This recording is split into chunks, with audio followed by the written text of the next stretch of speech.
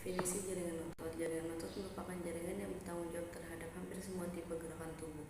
Otot berkontraksi dan berelaksasi untuk melakukan pergerakan yang memendek dan memanjang. Untuk membedah struktur otot, kita harus mengetahui hierarki satuan otot. Otot tersusun atas beberapa berkas serat otot yang tersusun secara paralel terhadap otot. Berkas serat otot merupakan sebuah paket dari banyak serat otot tunggal. Kemudian, serat otot tunggal tadi tersusun dari satu baris sel otot membentuk surat silinder panjang setebal satu sel. Setiap sel otot ini memiliki nukleus ganda. Pada setiap sel otot tadi terdapat berkas khusus untuk melaksanakan aktivitas kontraksi yang disebut miofibril. Di miofibril inilah letak aktin dan miosin bekerja dalam kontraksi dan relaksasi otot. Menyusun unit terkecil otot yaitu sarkomer. Setiap sarkomer sendiri merupakan wilayah tempat filamen tebal dan filamen tipis melakukan tugas kontraktil.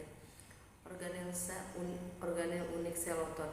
Bagaimana dengan sel otot itu sendiri? Sel otot memiliki organel-organel khusus untuk menunjang kerja otot. Selain miofibril, terdapat juga retikulum, sarkoplasma, dan tubulus T. Retikulum sarkoplasma adalah organel terspesialisasi dari retikum endoplasma atau RE dan berbentuk seperti kantong-kantong yang menyelubungi miofibril. Sedangkan tubulus transveral atau tubulus T adalah saluran yang terbentuk dari pelipatan ke dalam dari membran plasma dan berdekatan letaknya dengan retikum sarkoplasma. Kedua organel ini bertanggung jawab pada jalur persinyalan kerja otot yang nanti akan kita bahas lebih detail. Sekarang kita akan membedah wilayah sarkomer lebih dalam lagi. Dalam sarkomer terdapat berbagai wilayah yang terdiri dari berbagai garis, zona, dan pita. Garis M dan garis Z merupakan garis dasar bagi kedua filamen. Garis M untuk miosin dan garis Z untuk aktin. Pita I merupakan wilayah sarkomer yang tidak memiliki miosin, sementara pita A merupakan wilayah sarkomer yang memiliki miosin. Zona H merupakan wilayah sarkomer yang tidak memiliki aktin. Sel otot memiliki 3 macam, yaitu sel otot polos, sel otot jantung, dan sel otot lurik. Yang pertama kita bahas adalah definisi sel otot polos.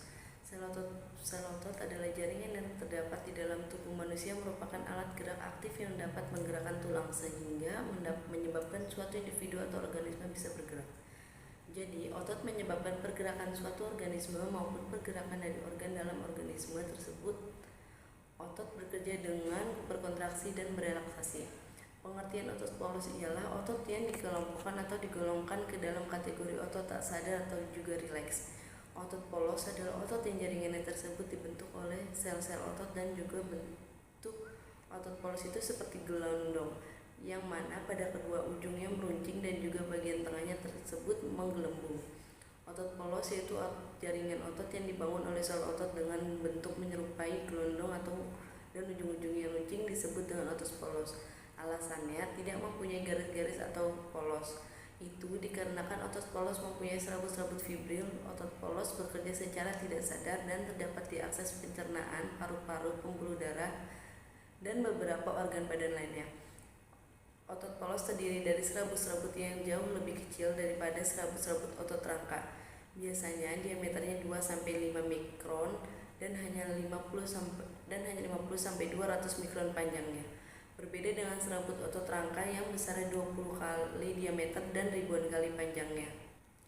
Struktur otot polos secara anatomi berbeda dari otot rangka dan otot jantung karena otot polos tidak memperlihatkan gambaran serat lintang. Otot ini memiliki aktin dan miosin yang bergeser satu sama lain untuk menghasilkan kontraksi. Akan tetapi, filamen-filamen itu tidak tertata dalam susunan yang teratur seperti pada otot rangka dan otot jantung sehingga tidak memperlihatkan gambaran serat lintang. Otot polos juga mengandung tropomiosin tetapi tampaknya tidak memiliki troponin. Isoform aktin dan miosin otot polos berbeda dengan yang terdapat pada otot rangka. Di dalam otot polos terdapat retikum sarkoplasma tetapi tidak berkembang dengan baik. Secara umum, otot polos mempunyai sedikit mitokondria dan sangat bergantung pada proses glikolisis untuk memenuhi kebutuhan metabolismenya.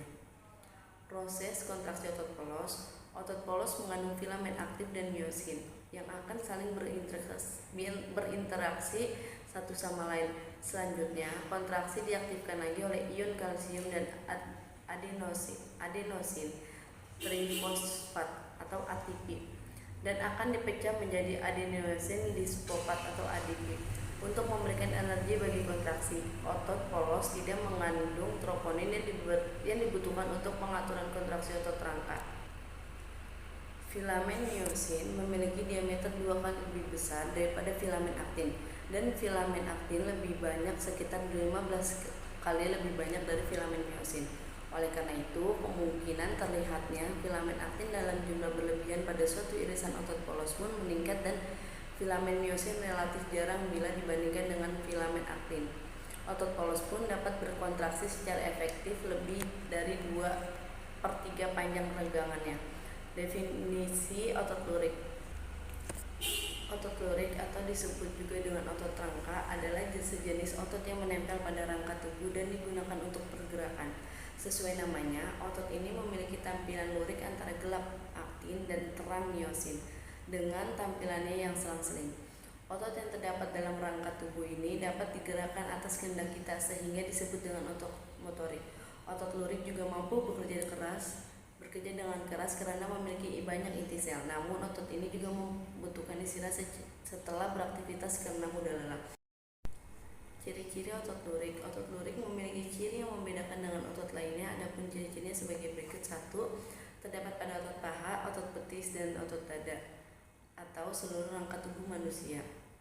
Yang kedua, memiliki silindris, panjang, dan memiliki banyak inti sel multinuklei.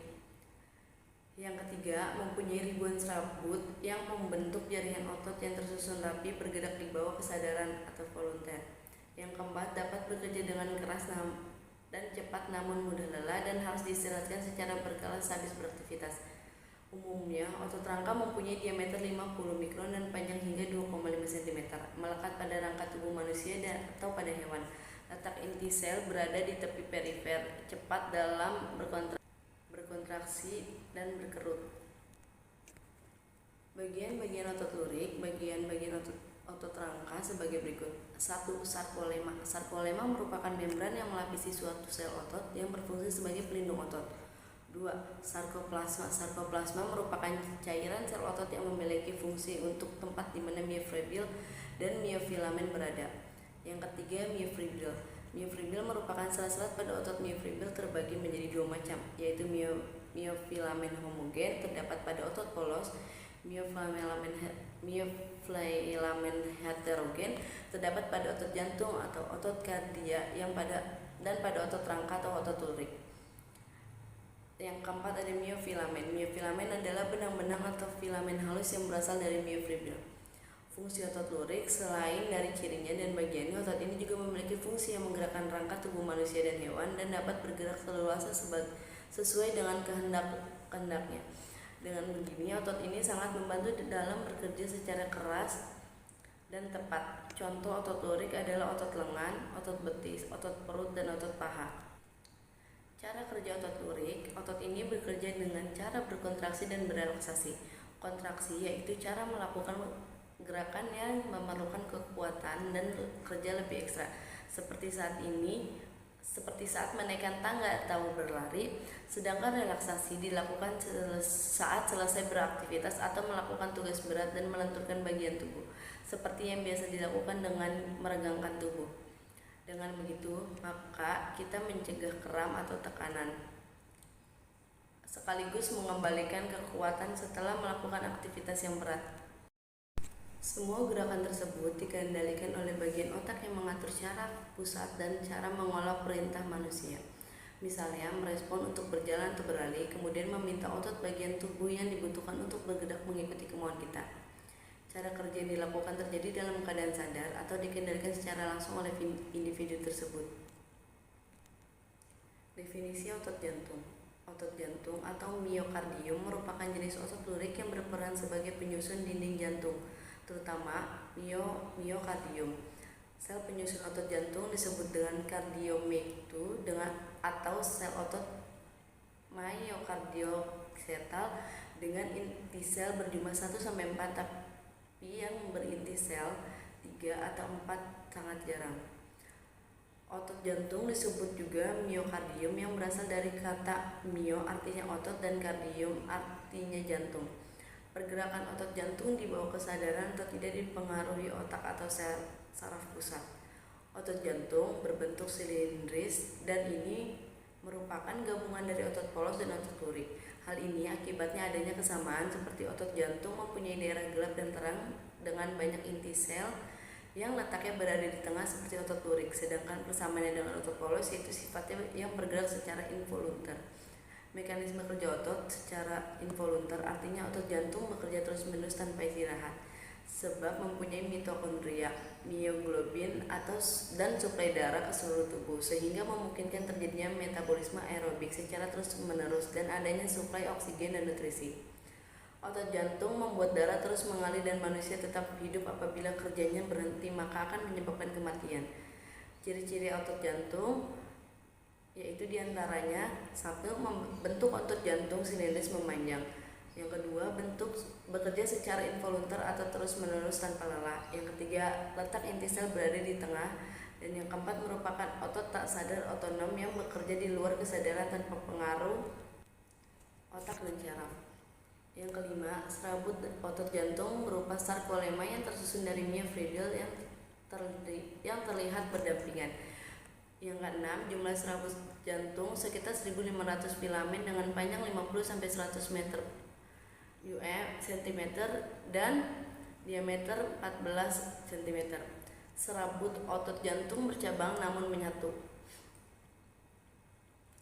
Setelah itu terdapat diskus interkalaris, yakni pembatas antar sarkomer yang merupakan unit fungsional dasar dari otot lurik.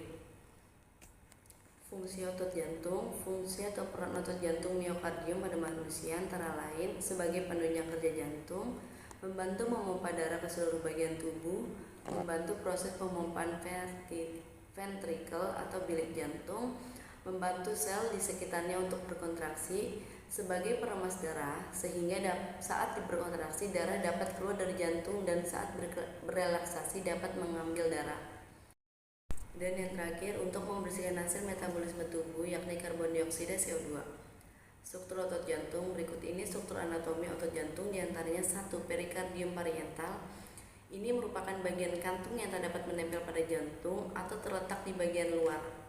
Struktur perikardium parietal cenderung lebih tebal dan keras, sehingga mampu berperan sebagai pelindung jantung dari benturan luar, juga menahan pembesar volume jantung saat terjadi kelebihan darah di dalam jantung. Yang kedua, sarkoma. Sarkoma merupakan kumpulan serat protein yang menanggapi kontrak dan sinyal. Sarkomer pada otot jantung dan otot rangka tersusun atas aksin dan miosin, juga didukung protein yang sama. Yang ketiga ada tropomiosin. Tropomiosin merupakan protein pembungkus aktin dan memutuskan ikatan miosin dan ikatannya. Setelah itu ada cara kerja otot jantung. Mekanisme kerja otot jantung pada manusia yaitu bekerja di bawah kesadaran atau tanpa kendali individu. Aktivitas otot jantung dipengaruhi saraf otonom, yaitu saraf simpatik dan saraf parasimpatik, sehingga otot jantung dapat bekerja secara involunter atau bekerja tanpa henti dan berperan penting dalam keberlangsungan hidup manusia. Dan ada gangguan penyakit pada otot jantung, yaitu berikut ini penyakit dan kelainan yang terdapat pada otot jantung, diantaranya yaitu 1. Kardiomiopati restriktif. Kondisi ini terjadi saat otot jantung kaku dan tak elastis sehingga jantung tak bisa mengembang dan memompa darah dengan baik. Yang kedua ada kardiomiopati dilatasi. Ini merupakan kondisi di mana otot jantung di bagian bilik kiri mengalami peregangan dan pembesaran sehingga kerja jantung dalam memompa darah agar keluar dari jantung tidak efektif. Penyebabnya kardiomiopati dilatasi adalah antikoroner atau serangan jantung. Yang ketiga ada kardiomiopati hipertropik. Ini merupakan kondisi di mana otot jantung pada bagian bilik bawah mengalami penebalan dan pembesaran tanpa penyebab yang jelas.